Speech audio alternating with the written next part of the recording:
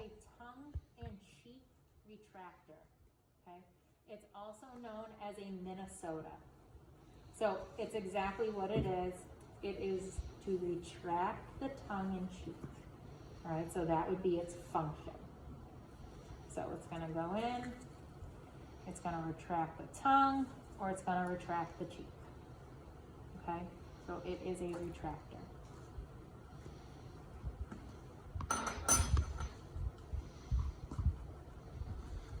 So, retractor and suction, I'll show it to you, is going to retract the tongue or cheek and suction at the same time, okay? Some oral surgery instruments, well, all oral surgery instruments are sterilized, but they still will use some surgical suctions that need to be sterilized.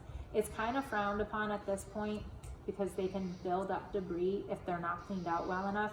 And you've learned in infection control, if any debris gets left behind, it doesn't get sterilized properly. So you can imagine if you're suctioning up tissue and blood, coagulated blood, it could stick in here, okay? So these are surgical suctions, we'll talk about those after. You can imagine little pieces could get stuck in there, and if you did not clean it out well, then it would be an issue, right? So then there wouldn't be the proper sterilization happening. So offices are trying to not use this stuff anymore, but some surgical offices are still using it, and they have to kind of brush out the middle, or it would go through the ultrasonic. Did you have a question, Millie? You said tongue and cheek suction retractor. So this is retractor and suction, so its function is to retract the cheek or tongue while suctioning at the same time. So you can see it would go right in here, retract the cheek while suctioning, or it would retract the tongue while suctioning. They make disposable versions of this stuff now. So we attach that to the cheek. Yep, so this would go right into each feed. Yep, and then obviously it would be cleaned, sterilized. Pass this around. Surgical suction. So thank you. This is a disposable version. So you can see it's a little bit of a bigger top. They can come in different sizes. But the function of this is used during surgery because we want to make sure that we're keeping our field really clear, right? We don't want there to be any debris because the doctor won't be able to see what they're doing, right? We're talking blood, there could be a lot of saliva, just like lots kind of going on. Soft tissue damage, so there could be a lot of bleeding. Having a surgical suction allows the power of that suction to really be tailored right to that surgical site. Remember, everything in the mouth, we're talking like millimeters, right, that we could be dealing with. It's just small areas of space. So the way that we would utilize this is you would take this or the other one right to the site that they were going to be working on. So no matter what, you'd be right at the tooth they were working on. So it's a little bit different than our other section where we would kind of go, a tooth behind or a tooth in front of, or not right there. We want to be right at that surgical site. So that's why it's made to fit right in there, okay? So same.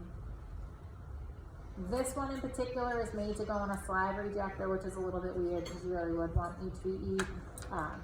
But these are surgical sections used during surgery. The difference is they're just smaller in diameter, okay? These ones are autoclavable.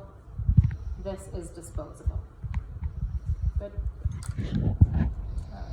So, next up, mouth prop, okay? It's also known as a bite block. This will be used in surgery.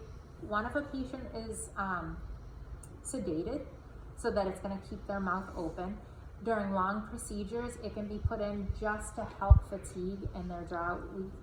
We'll talk about you like in endo, sometimes they'll use it. In pediatrics, they might use them so that they're not going to potentially close. The way that it goes in is that thinner end goes in, they bite on it, and it props them open. Like you can see that's opening, that's pretty wide. But if you're doing oral surgery and you need to get a third molar, they need to be open pretty wide. So it's ligated, okay, just like when we did rubber dams for the rubber dam clamps. It's ligated so that there's no potential for it to go down their throat, which seems kind of crazy when it's that big. But let's say a patient is sedated and they open and it just kind of falls back. We just don't want any kind of potential issues. This one is really big, okay? There's all different sizes of them. So this is a mouth prop or bite block. This one is another version of it, okay? Kind of has a handle. It's a little bit more universal in terms of size. So you could put it in and they would bite down on it, same idea. You could utilize it kind of having them bite right on the front with it. It doesn't need to be ligated because it's too big to go all the way down. It's autoclavable. It's just kind of a styrofoam or harder styrofoam. They do make ones that are actual styrofoam, similar to the bite blocks we've used over in radiology, that are single-use disposable bite blocks. Sometimes you see those with kids, and they will bite right through them. Any questions so far? Mm-hmm. So what's the name of the white one? It's just another white Just one? another version of a prop. Yep, a mouth prop.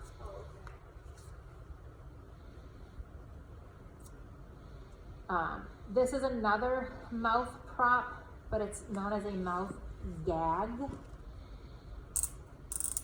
So autoclavable, adjustable, so that's where it's a little bit different. So say you might start out with it open just a little bit, and then you have the ability to open them further, as well as smaller as well. So it gives you a little bit more of that flexibility with how you want to do it. Whereas if you put this in, you're not going to kind of keep changing it out for a different one. So this allows you to kind of open them a little bit more as needed or close them a little bit more depending on the procedure. This can be to help, so they would bite on that surface. If they bite, so you could use it for the posterior or in the anterior if it was something that they wanted to open you up in the anterior for. Usually they do that in the posteriors though, okay? So mouth gag, gross. Okay. Last one is called a Bacchus forceps. That's a fancy name for a towel clamp. So we have bib clips for our bibs. In oral surgery, a lot of times we use towels. Okay, so oral surgery towels, sterile towels that might get draped around a patient. So when that gets draped, they will use this to clamp that towel on. The bib clips, I think they're just really, really small, little alligator clips. Using some kind of a towel, it probably wouldn't work as well. This kind of pinches on it, grabs it, and just holds it. Okay, so it's just like a surgical version of a bib clip. What is it for? This is a Bacchus forceps or a towel clamp. So B-A, is it listed on there? Yeah, okay, yep. Yep, so it's on that one. Not covered, but.